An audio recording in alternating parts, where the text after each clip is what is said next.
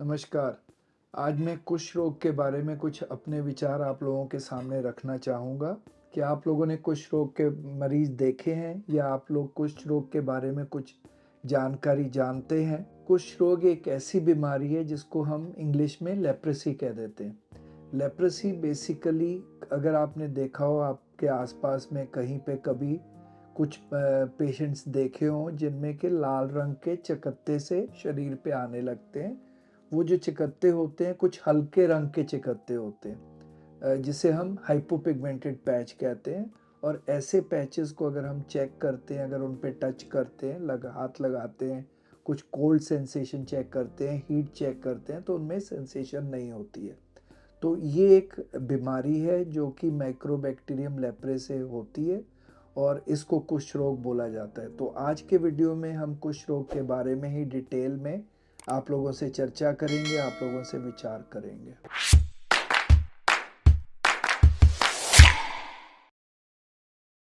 मैं doctor Ramanjeet Singh, senior consultant dermatologist Medanta Medicity Gurugram से आज आपके बीच में कुष्ठ रोग के बारे में जानकारी रखना चाहूँगा। उसको कुष्ठ रोग होता क्या है, कैसे फैलता है, किन लोगों को हो सकता है। लेप्रेसी जो कि माइकोबैक्टीरियम लेप्रे से फैलता है, जो कि एक तरह का बैक्टीरिया होता है। ये एक ट्रॉपिकल बीमारी है और वर्ल्ड वाइड इसके करीब-करीब 2 लाख से ज़्यादा केसेस पाए गए हैं। अगर किसी को आसपास में जहाँ आप रह रहे हैं वहाँ पे अगर लेप्रेसी की बीमारी है तो उसके कांटेक्ट में ज़्यादा समय तक अगर रहेंगे तो लेप्रेसी होने के चांसेस होते हैं। ये बीमारी ऐसी है कि छूने से नहीं होती। ये ऐसी बीमारी है किसी के साथ में लेटे रहने से, बैठने से नहीं होती या किसी को टच करने से भी ये बीमारी नहीं फैलती। लेप्रेसी बेसिकली क्या है? ये एक ड्रॉपलेट इन्फेक्शन है। इसमें एयरबॉर्न इन्फेक्शन है। जैसे हमारी सांस से, अगर छींकने से अगर ड्रॉप्स अगर किसी के रेस्पिरेटरी सिस्टम में आ जाते हैं तो उससे फैल सकती है। इसके अलावा थूक से फैल सकती है या नाक छिड़कने से जो सिक्रीशंस आती हैं उनसे फैल सकती है। तो अदरवाइज़ इसके अलावा इसके फैलने के और चांसेस नहीं होते।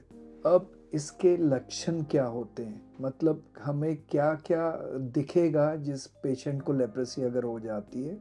इसमें सबसे पहले हम देखते हैं कि ऐसे पेशेंट्स को लाल-लाल रंग के चकत्ते होने लगते हैं शरीर पे। कई पेशेंट्स में ये देखा गया है कि हाइपोपिगमेंटेड मतलब जो स्किन की पिगमेंटेशन है, स्किन का कलर है, उससे लाइट रंग के पैचेस होने लगते हैं, जो कि 1-2 पैच भी हो सकते हैं या 5 से अधिक भी देख सकते हैं। सो वो पैचेस के हिसाब से फिर हम उसकी क्लासिफिकेशन कर देते हैं कि वो लेप्रेसी किस क्लासिफिकेशन की लेप्रेसी है। एक तो पैचेस हो गए। दूसरा ये जो पैचेस होते हैं ये एनेस्थेटाइज्ड पैचेस होते हैं। मतलब इनमें अगर हम छुएँगे या हीट या कोल्ड सेंसेशन चेक करेंगे तो वो नहीं होती है।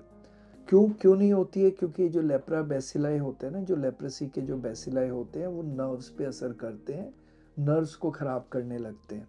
जिसके कारण उस जगह की जो स्किन होती है वो ड्राई भी होने लगती है, सूखने लगती है, मोटी हो जाती है चमड़ी और श्रिंक होने लगती है। इसके अलावा और क्या वो दिखते हैं, लक्षण दिखते हैं? जो नाक की जो हड्डी है इस पे पहले बेसिलाई इफ़ेक्ट करता है, तो वो हड्डी नीचे होने लगती है। तो नाक उसको सैडल नोज़ बोलते हैं। नोज़ जो है वो अंदर की तरफ धँसने लगता है। इसके अलावा अगर फिर भी इसको लेप्रेसी को कंट्रोल नहीं किया जाए तो हाथों और पैरों में छाले होने लगते हैं और अगर हम उसको तब भी सावधान नहीं रहेंगे, उसका तब भी ख्याल नहीं रखेंगे तो हाथ पैर जो होते हैं वो मुड़ने लगते हैं क्योंकि डिफ़ॉर्मिटी हो जाती है। जो जो बोन्स होती हैं उनकी एब्ज़ॉर्प्शन होने लगती है। इसके साथ-साथ जो आईब्रोज़ हैं वो साइड से हटने लगती हैं, कम होने लगती हैं, तो ये भी एक प्रमुख साइन है जो लेप्रेसी के पेशेंट्स में देखा जाता है। अब जो ये लक्षण देखे जाते हैं तो इसकी जो ट्रीटमेंट पार्ट है उसके लिए हमें मोस्ट इम्पॉर्टेंट क्या है, लेप्रेसी की टाइपिंग करनी ज़रूरी है। उसकी कितने प्रकार की लेप्रेसी होती है, कौन-सी लेप्रेसी ज़्यादा इन्फेक्टिव है, कौन-सी लेप्रेसी कम इन्फेक्टिव है, तो वो 3 भागों में हम उसे बाँटते हैं। सबसे पहला जो भाग है वो है ट्यूबरकुलॉइड लेप्रेसी, जो कि एक माइल्ड फॉर्म ऑफ लेप्रेसी है। इसमें 1 से लेके 5 पैचेस तक मतलब देखे जाते हैं, हाइपोपिगमेंटेड पैचेस जैसे मैंने अभी आपको बताया।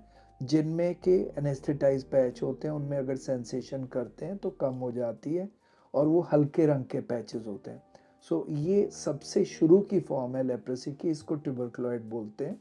अगर हम इसका ठीक से समय रहते ट्रीटमेंट नहीं करें तो ये आगे चल के एक बॉर्डर लाइन लेप्रेसी में आ जाती है, जो कि बॉर्डर लाइन मतलब ट्यूबरकुलोइड से थोड़ी सी ऊपर एक श्रेणी होती है जिसको हम बॉर्डर लाइन बोलते हैं। तो ये क्यों होता है? क्योंकि अगर ट्यूबरकुलोइड का समय रहते हम ट्रीटमेंट नहीं कर रहे हैं तो।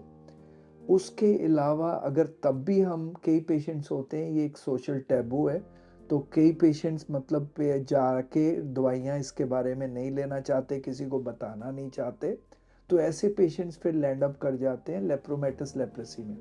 लेप्रोमेटस लेप्रेसी एक सिवियर फॉर्म ऑफ लेप्रेसी है जिसमें लाल लाल रंग के दाने हो जाते हैं, शरीर पे उठे हो जाते हैं, नोड्यूल्स हो जाते हैं जो कि पेनफुल भी होते हैं, और जिसमें के डिफॉर्मिटी होने के, जो मैंने बताया, उसके चांसेस बढ़ जाते हैं। सो 3 टाइप की लेप्रेसी हैं, इनका ट्रीटमेंट भी आगे इन्हीं के हिसाब से फिर हम शुरू करते हैं और उसका ट्रीटमेंट ड्यूरेशन भी इन्हीं के हिसाब से हम क्लासीफाई करते हैं। तो दोस्तों, आज हमने कुष्ठ रोग के बारे में बात करी कि कुष्ठ रोग होता क्या है, वो फैलता कैसे है, किन लोगों को संभावना होती है कुष्ठ रोग की, और उसको आगे चल के कैसे क्लासीफाई किया जाता है। वीडियो में हम इसके डायग्नोसिस और ट्रीटमेंट के बारे में बात करेंगे, तो आप हमारे साथ में जुड़े रहें। ऐसे अन्य हेल्थ रिलेटेड वीडियोस के लिए आप हमारे टाटा 1mg चैनल से जुड़े रहें और सब्सक्राइब करें।